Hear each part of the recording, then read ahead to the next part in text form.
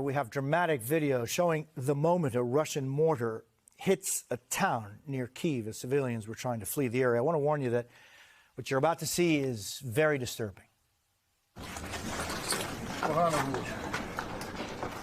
Дітей 200-х вивозили, мирне населення, маленькі.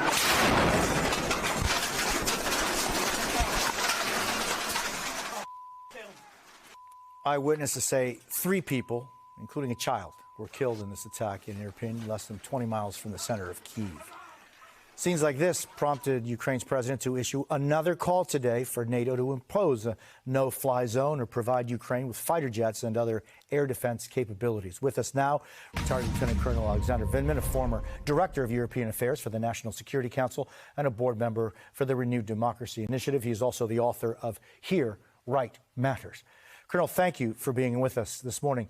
So the U.S. and NATO, pretty much everybody in the West has rejected the idea of a no-fly zone. We just heard from Alexander in Ukraine today saying, please have some form of a no-fly zone. Is that something that you think just won't happen because Ukraine is not part of NATO?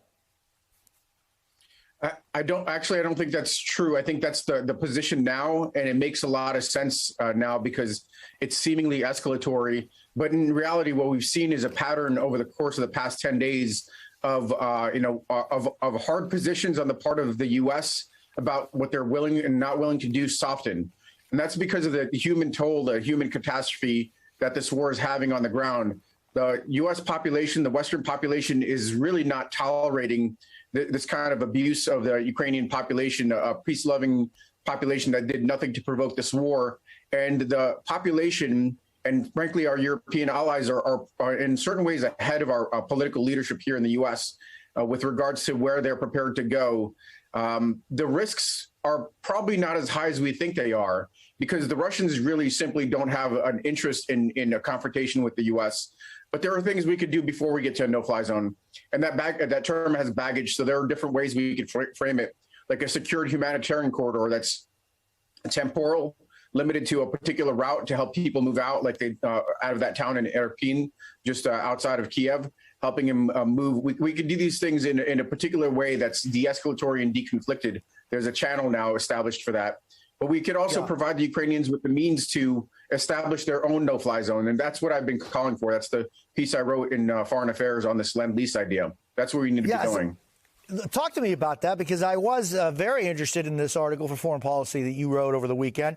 Called for the U.S. and its allies to set up a Lend-Lease program similar to the one provided weapons and other assistance to U.S. allies in Europe during World War II. How do you envision such a program working? Yeah, it's amazing that we find ourselves in a world where during the Second World War, we were supporting the Soviet Union to fight off Nazis. And now we have to conceive of a Lend-Lease program to help the Ukrainians fight off fascist Russia. So the way we would do this is we would just make sure that we depot large quantities of supplies. These 17,000 missiles that are in there are not sufficient. Those are going to be, those are perishable. Those will be expended relatively quickly. They should be positioned along the borders of our NATO allies, so Poland, Slovakia, Hungary, Romania, with sufficient stockpiles to feed into Ukraine on demand, not taking hours or days or even weeks to get there, but on demand, pushed across into Ukraine. And that's not just these missiles. We need to provide things that some of our allies have already chosen to do proactively, like the Turks are providing these TB2s, the Bayraktar unmanned combat aerial vehicles. Those need to go in from Western platforms to Ukraine so they could go after these things that are imposing the biggest casualties on Ukraine right now. These are the ballistic missiles and the planes that are doing the airstrikes. They can be targeted with these unmanned vehicles. So Putin over the weekend, and you know this, Colonel, he said that if any country participated in something like that, that the Russians would consider that country participating in the battle or the war in Ukraine. His language was more specific than that. He was talking about a no-fly zone, but in the same breath, frankly, I think it was either in that press conference or a separate one, he said that the economic sanctions that we levied to impose costs on this war were also a form of warfare. So according to him, we're already in a state of war.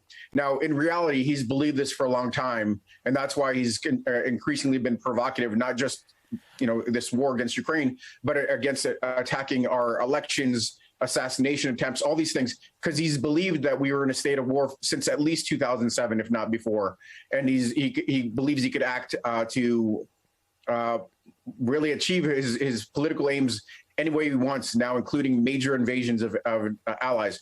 But we shouldn't be intimidated by these things because he is not suicidal. You could tell that by the way he keeps his closest inner circle, 20 feet away so he doesn't get sick. That is a clear indication of how much he loves himself and how much he wants to avoid getting sick. And his military is getting mauled in Ukraine. Right. But he doesn't want to put his military against NATO. How do you see Putin reacting and going forward when he is not seeing the success that he expected to have? And we're already in, post second week here. I'm fearing what he could decide to do going forward. Chechnya and Syria. Yes, you're exactly right. So that's going to be devastating attacks on cities. But what I fear from kind of a strategic level, what I'm concerned about from a strategic level is incrementalism, where he slowly ratchets up the pressure on Ukraine and on the West, doubling down because that's his modus operandi. This is the way he's operated for a couple decades, seeing where the weaknesses are and pushing in those directions, and ultimately pushing towards red lines, including cyber attacks, let's say on NATO or something of that nature. So that's why we need to provide everything we can to the Ukrainians. So really, they reformat his thinking. If the Russian armed forces do not have the military means to achieve their objectives, his military leadership says, "We are out. We've expended our armored forces. We've expended all our missiles and so forth."